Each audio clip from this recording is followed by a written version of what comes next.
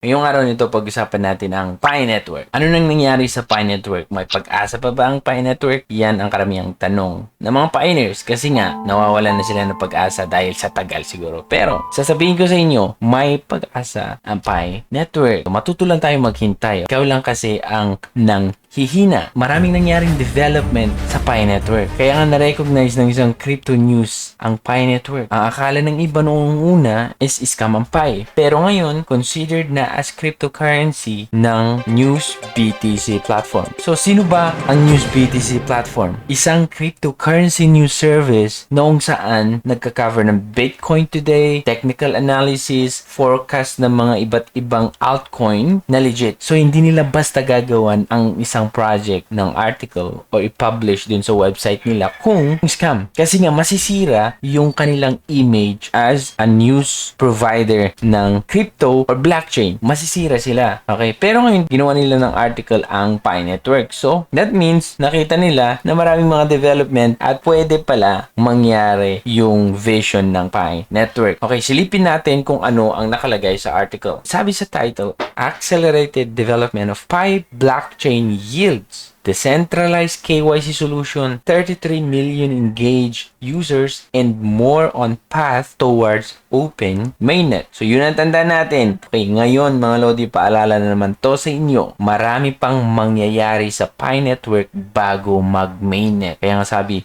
and more on path towards open mainnet. Kaya matirang matibay. Gusto kong ipakita yung Pi Testnet Explorer. Di ko alam kung mismong core team ang gumawa nito or isang pioneer lang. Pero dito may idea ka na kung ano ang Pi Blockchain Explorer. So pag-check natin, so dito sa Pi Testnet, ilagay ko lang yung link sa baba. Ngayon, makita nyo dito yung Operations Transaction Ledger Dashboard. So pag pupunta ka sa Operations, anong makikita mo dito? Yung general lang, okay? Yung account, yung kung sino nag-send, kung sino tumanggap, yung wallet, tapos yung type, yung time. Pag pumunta ko naman sa transaction, mas detailed na siya. So, makita mo yung wallet na gumawa ng transaction, saan yung source niya, at yung ledger, at operation time din. Pero, ang pag-usapan natin ngayon, ano itong ledger na to? So, ang ledger, dito sa Pi Network, ay isang decentralized virtual ledger na kung saan nagre-record ng mga transactions. For example, etong wallet address na to. Itong isang transaction na to, saan siya nakarecord? Nakarecord siya sa ledger na 6683786. So, pag i-click mo ganyan yung link, makita mo yung ledger dito. Pag i-click mo na naman yung ledger, dito mo makikita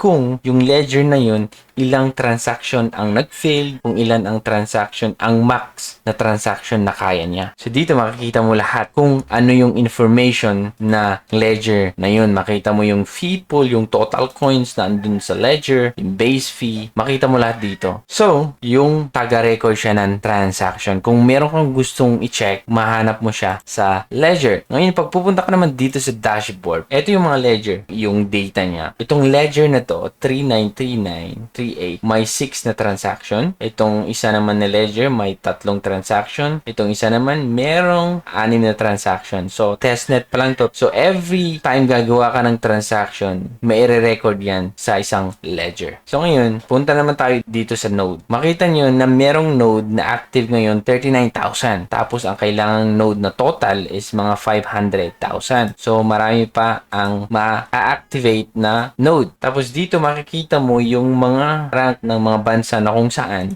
pinakamaraming active na nodes. So, alam naman natin, China pinakamarami, tapos South Korea, Vietnam, makita nyo dito. So, ganyan lang guys yung Pi Testnet. Dito lahat nakarecord yung mga transaction natin kung gusto nating malaman. No? So, katulad din yan ng ADA Explorer or BNB Scan, Ethereum Scan. Tayo naman, Pi Blockchain Explorer. Yun guys, ang aking update sa inyo about Pi Network. So, ngayon, pag talagang gusto niyang ma-convert yung mga Pi nyo, hindi pa pwede. Okay? Kasi hindi pa handa yung network. Kailangan mo mang mahanda lahat, maayos lahat para smooth yung pag-launch ng mainnet. Tiis lang muna tayo, okay? Maraming salamat sa panonood and see you on my next video. Bye!